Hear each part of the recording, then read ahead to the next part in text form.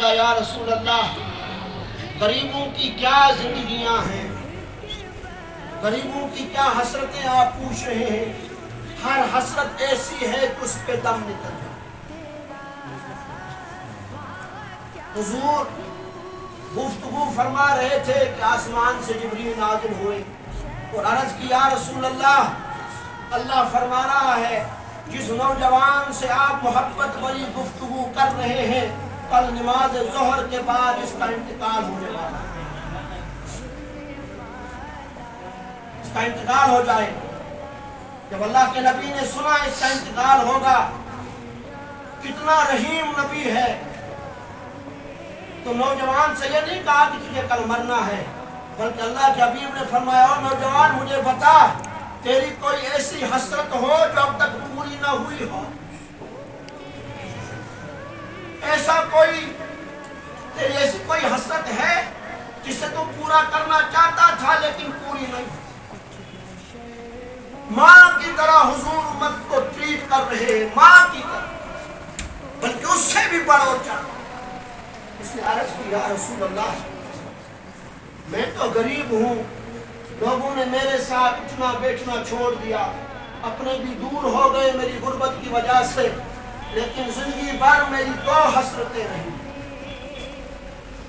ایک یہ یا رسول اللہ میں نے پوری زندگی میں کبھی میٹھا نہیں کھایا۔ اللہ کے بندو ہزاروں اللہ کی نعمتیں کھا کر ذرا سینے پہ ہاتھ رکھو، کتنی مرتبہ آپ نے مصطفیٰ پہ دھیان دیا؟ کبھی آپ نے سوچا سونے کے وقت میں اپنے نبی پہ 10 مرتبہ درود پڑھ کے سو جاؤں جو راتوں رات میرے لیے روتا رہا؟ کبھی ہم نے سوچا کہ میں اپنے نبی کی خوشی کے خاطر 5 وقت کی نماز پابندی سے، کبھی ہم نے سوچا کہ میں اپنے نبی کی سیرت پڑھوں، میرے نبی کا چہرہ کیسا تھا، میرے نبی کی آنکھیں کیسی تھی، میرے نبی کا سینہ کیسا تھا، اور والضحیٰ جس کو اللہ نے کہا وہ چہرہ کیسا ہے، واللیل جسے اللہ نے کہا وہ زلفیں کی۔ ہاں بس زندگی میں کبھی میٹھا نہیں کھایا، یہ حسرت ہے۔ اور ایک حسرت یہ ہے یا رسول اللہ صلی اللہ علیہ وسلم میں جوان ہوں، میری حسرت تھی کہ مجھے کوئی نیک بیوی مل جاتی اور اس بیوی کے ہمراہ جب مدینے والے سو جاتے میں مصلی پہ آ کر تیری ذات پہ درود پڑھتا۔ اللہ کے حبیب صلی اللہ علیہ وسلم نے حضرت بلال سے فرمایا بلال ابو بکر کو لے آؤ، عمر کو لے آؤ، عثمان کو لے آؤ، علی کو لے آؤ۔ جب 4 یار مصطفیٰ آ گئے تو اللہ کے نبی نے فرمایا ابو بکر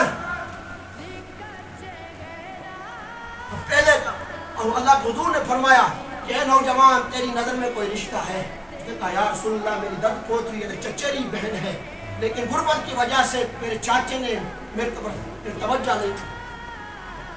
حضور نے سندیشہ بھیجایا، وہ آیا، حضور نے فرمایا میں نے آج ہی تیری بیٹی کا نکاح اس نوجوان سے کرا دیا۔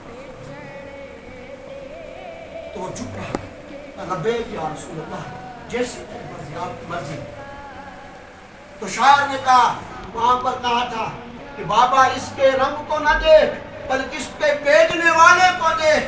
لڑکی کہنے لگی بابا جب لڑکیاں مدینے پاک میں بیٹھ کے کہیں گی میرا رشتہ ماما لے کر آیا، میرا دادا لے کر آیا، میرا بھائی لے کر آیا، اس وقت میں فخر سے کہوں گی کہ میرا رشتہ محمد رسول اللہ لے کر آیا۔ بکر سے فرمایا انتظام کر لو اس کے لیے کپڑوں کا، برتنوں کا، اور عثمان غنی سے فرمایا ایسا حلوہ بنا جو آج تک تو نے بنایا نہ ہو۔